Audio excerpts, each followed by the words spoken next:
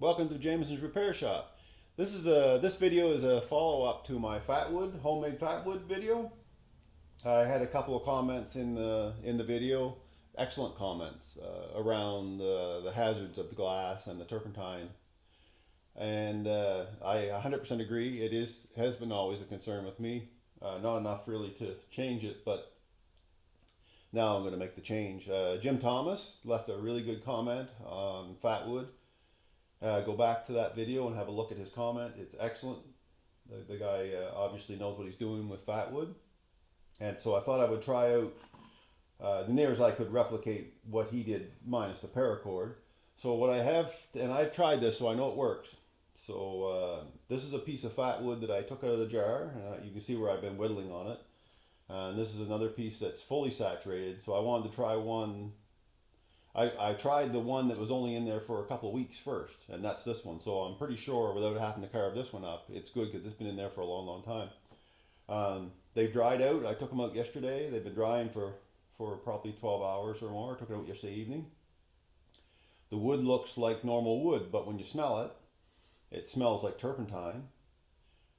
It's got a wax, when you it kind of goes a white skin on it, but when you carve into it, and I'll show you, it actually is, you can see it's fully saturated, and that's only about a week in that turpentine. So let's just get some off.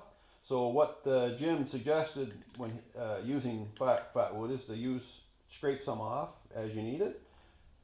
He had other suggestions in there around paracord and whatnot, but I'm not going to go down that road because I don't feel I need to. I'm just using this stuff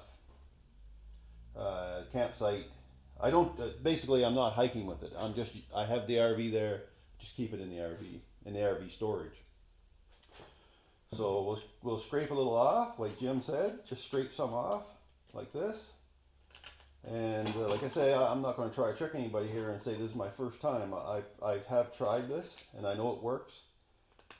Well, let's get a little off, and I'll show you up close what the saturated Fatwood looks like. I hope you can see. Oh, get the camera in the right spot. See, that's the saturated Fatwood. It's kind of got maybe the lighting here is not good for it, but it's kind of got a little bit of a sheen to it. But it's not wet or anything to touch. It's dry.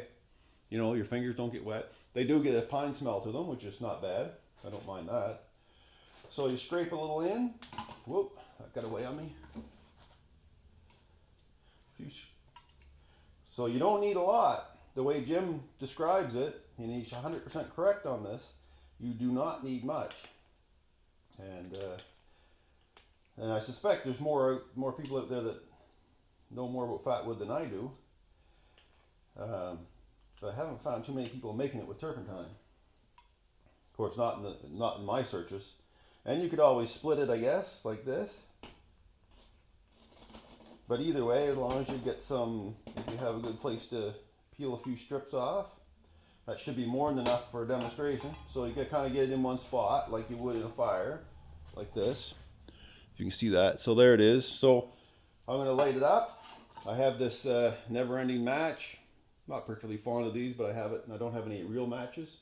I wanted to show it being lit with a very minimal flame. Those fire starters that you scrape with a knife, and that, like Jim suggested in there, that would probably work excellent. That's what this is on the side of this match. So I'm just going to use this continuous match. I get it lit. There it is. Set that aside, and now you get it in there to your fire, and no problem. Like that stuff.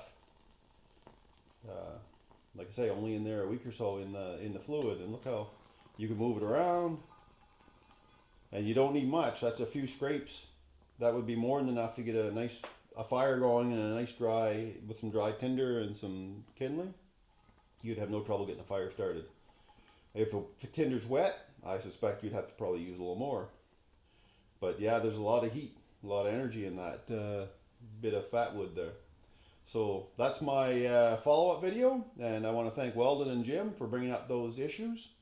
And I will be taking out my Fatwood and using only the jar just to cure the Fatwood, to make the Fatwood. And then after that, I'll be pulling it out and putting it in in another package. And I don't see why you couldn't even carry this in just anything really that's, yeah, just loose like that. If you don't want the smell, you want to put it in something. But yeah, great. Again, thanks Jim, thanks Weldon for the comments. Really appreciate that. Be helpful to people that aren't familiar with Fatwood. Thanks a lot, and see you on the next video.